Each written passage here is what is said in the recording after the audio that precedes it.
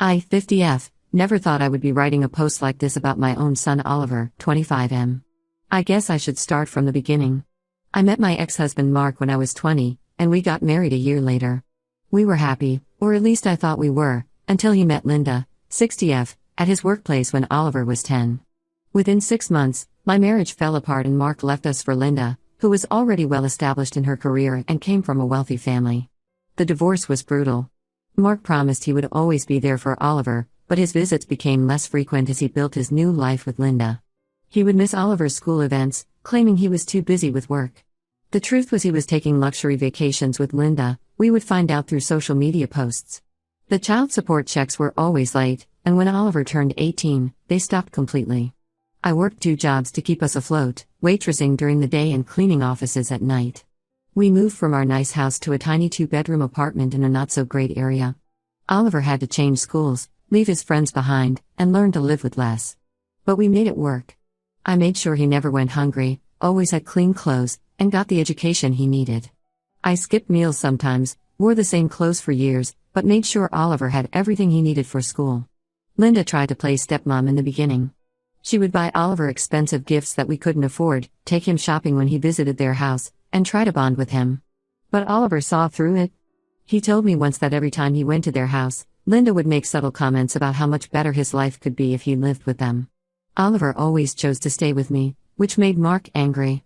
When Oliver turned 18, Mark gave him an ultimatum: either accept Linda as his stepmom and be part of their family, or be cut off completely. Oliver chose to distance himself from both of them. Mark followed through with his threat and removed Oliver from his will. At the time, Oliver said he didn't care about the money, he just couldn't forgive them for what they did to me. Last year, Mark died suddenly from a heart attack. Oliver didn't even attend the funeral. Linda inherited everything: their mansion, Mark's successful construction business, all their properties and savings. She tried reaching out to Oliver after Mark's death, but he ignored her calls. I was proud of him for standing his ground. Life was going okay until 3 months ago when I needed knee surgery. The doctor said it was years of working on my feet that caused the damage. Oliver was amazing during this time. He took time off work to help me after the surgery, did all the household chores, and even learned to cook some basic meals. We were closer than ever, or so I thought. Then last month, everything changed. I was still recovering, barely able to walk without help, when Oliver dropped the bomb during dinner. He casually mentioned that he was moving in with Linda because she needed someone to take care of her. She has stage 4 pancreatic cancer and, according to him, only has 6 to 8 months to live. I was shocked. This was the same woman he had refused to acknowledge for years, the woman he blamed for breaking up our family. When I asked him about this sudden change of heart, he got defensive. He said Linda was all alone since Mark died and needed help. I reminded him that Linda has a sister, Jane, who lives just an hour away and has always been close to her. Oliver dismissed this, saying Jane was too busy with her own family to care for Linda. What hurt me most was his timing. He knew I was still struggling with basic tasks after my surgery. I couldn't even get to the bathroom without help some days. When I pointed this out, he said I could hire a caregiver with my insurance, but Linda needed family. Family? The woman who helped break up his parents' marriage was suddenly family? I tried to understand, really tried. But things weren't adding up. Oliver had never shown any interest in having a relationship with Linda before. In fact, just 2 months ago, he had refused to take her call when she tried to reach out on his birthday.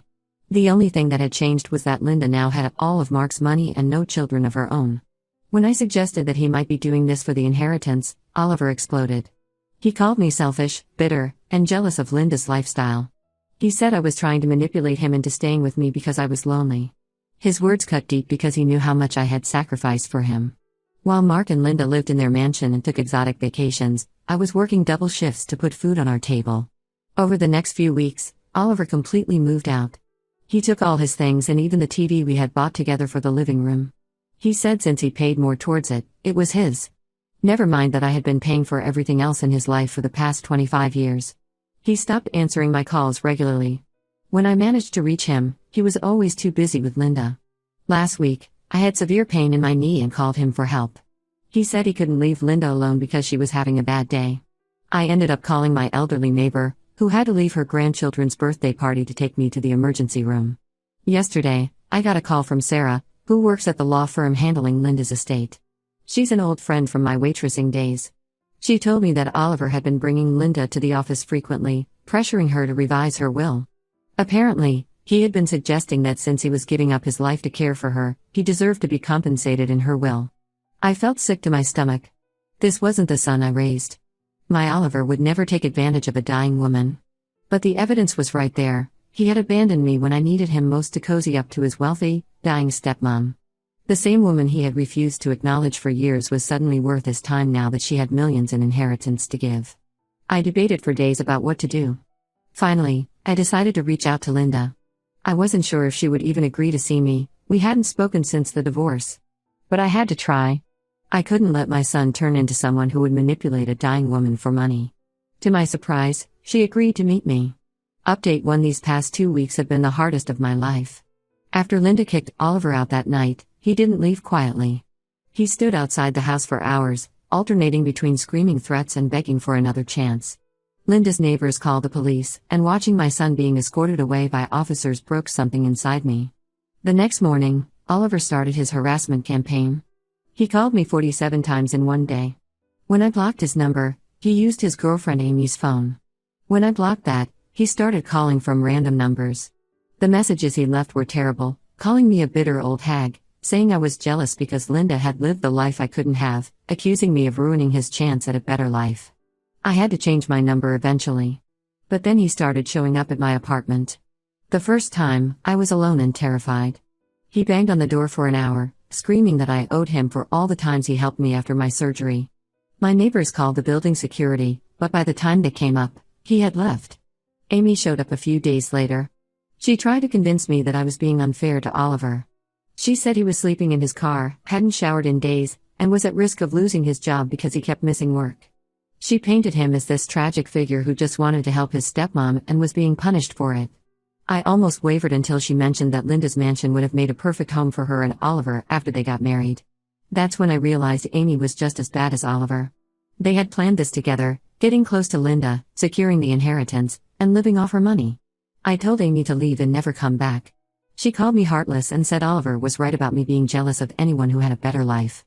I later learned from my old neighbors that Oliver had indeed been sleeping in his car, but only for 3 days. He parked outside our old apartment building, probably trying to gain sympathy from people who knew us. When that didn't work, he moved in with Amy. So much for being homeless and desperate.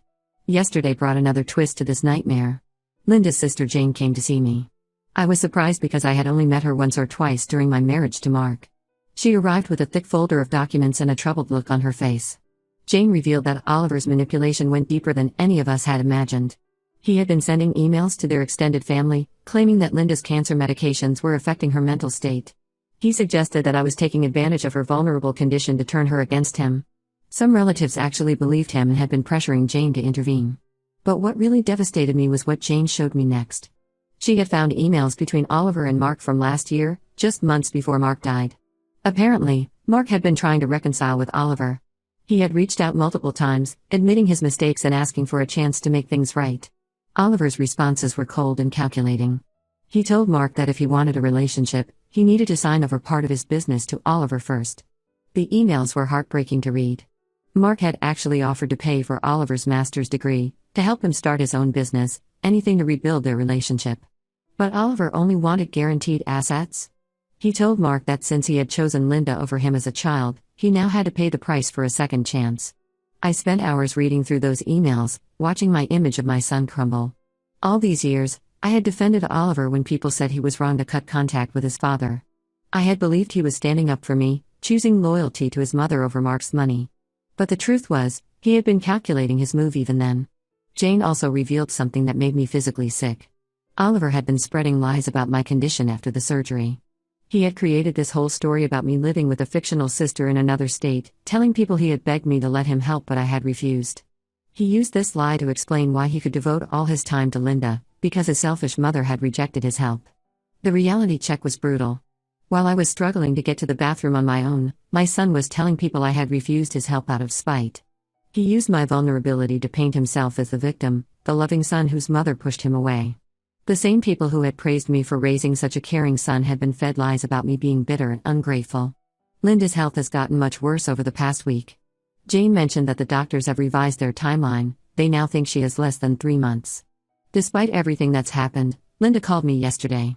She asked if I would consider moving in with her. She said we're both victims of Oliver's manipulation, both women who loved him and got betrayed. At first, I hesitated. It felt strange to even consider living with a woman my ex-husband left me for. But then I thought about my tiny apartment, where every corner reminds me of Oliver. Where I still sometimes call out for help before remembering he's not there anymore. Maybe Linda and I can help each other heal from the wounds Oliver left us with. Maybe we both need someone who truly understands how it feels to be betrayed by someone you gave everything to. I haven't given Linda an answer yet, but I'm seriously considering it. Life has a strange way of bringing unlikely people together, and right now, my ex-husband's widow might be the only person who really understands my pain. Update 2: Linda passed away last week, much sooner than anyone expected. The last month of her life was nothing like I imagined it would be. After I moved in, we developed an unexpected bond.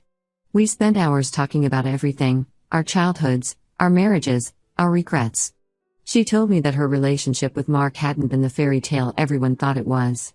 He had been controlling with money despite their wealth, always reminding her that it was his business that made them rich. The night before she died, Linda made a full confession. She told me that she had actually tried to end things with Mark when she found out he was married, but he had pursued her relentlessly. He told her I was a cold, uncaring wife who had trapped him with pregnancy. I was angry at first, but then realized Mark had manipulated both of us. Linda cried as she told me how guilty she felt watching me struggle as a single mother while she lived in luxury. Linda's last day was peaceful. We had watched movies together, and she had even managed to eat a little soup. She went to sleep that night asking me to stay in her room. She said she was feeling unusually tired. I sat in the armchair next to her bed, and somewhere during the night, she quietly slipped away. The hospice nurse said it was a blessing that she went so peacefully. I wasn't prepared for what happened next. The very afternoon after Linda died, while Jane and I were still making funeral arrangements, Oliver showed up with a lawyer. He hadn't even waited 24 hours before trying to stake his claim. The lawyer, a sleazy-looking man in an expensive suit, demanded immediate access to Linda's will and all her financial documents. He claimed they needed to ensure everything was in order before the funeral. Jane, thankfully, was prepared. Over the past month, she had documented everything. She had video recordings of Linda clearly stating why she was removing Oliver from her will. There were screenshots of all the manipulative texts Oliver had sent, emails where he pressured Linda about the inheritance, and even security camera footage from the days when he had shown up unannounced, demanding to speak to Linda's lawyer. But the most damning evidence came from Linda's old phone. Jane had found text messages that went back to even before Mark's death. Oliver and Amy had been planning this for over a year. They had actually celebrated when they found out about Linda's cancer diagnosis.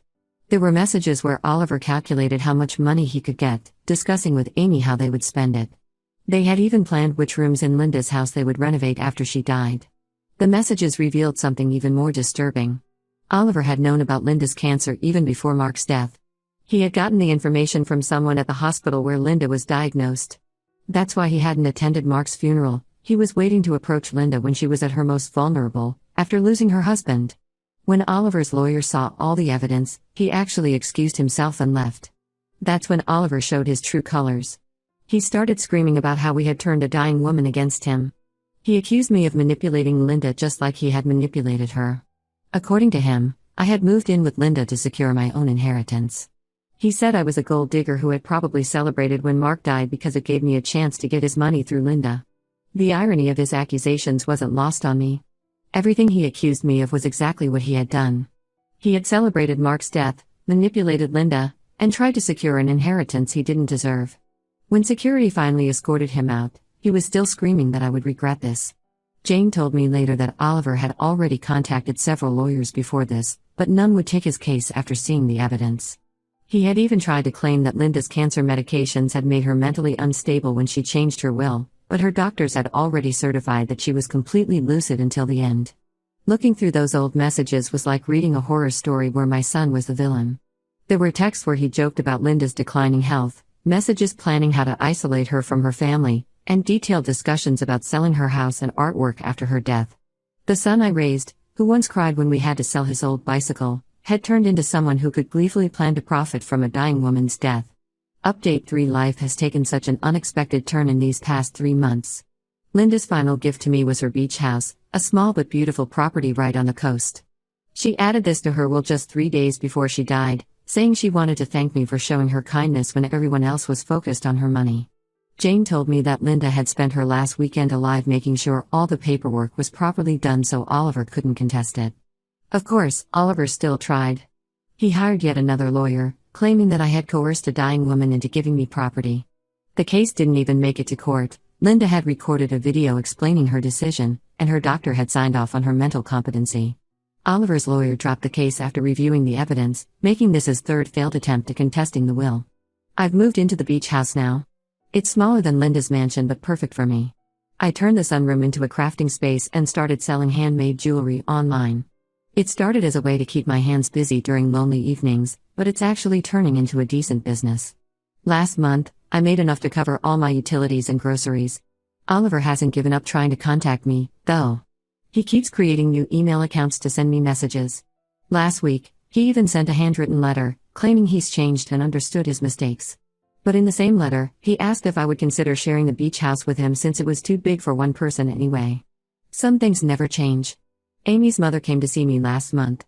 She was horrified when she found out the truth. Apparently, Oliver and Amy had told her family an entirely different story. They claimed that Linda had promised to leave them her house, and I had manipulated her into changing her will because I was jealous of their relationship. Amy's mother apologized for believing them. She also told me that Amy and Oliver broke up after she found him planning to sell her grandmother's antique ring, a family heirloom he had promised to use for their engagement. The hardest part has been dealing with my memories. Every morning, I walk on the beach and think about the little boy who used to make sandcastles and chase seagulls. I look at old photos sometimes, trying to pinpoint when my sweet child turned into someone capable of such calculated cruelty. Was it when Mark left? When we had to move to the smaller apartment? Or was this darkness always there, and I was too blind to see it? Last week, Oliver's high school teacher ran into me at the grocery store. She asked about him, and for the first time, I didn't make excuses. I simply said we were no longer in contact. She seemed shocked and told me that Oliver had always been different, too focused on what others had, never satisfied with his own life. I hadn't seen it then, but maybe the signs were always there. I'm learning to live with my new reality. My knee has finally healed completely, and I can walk on the beach every morning.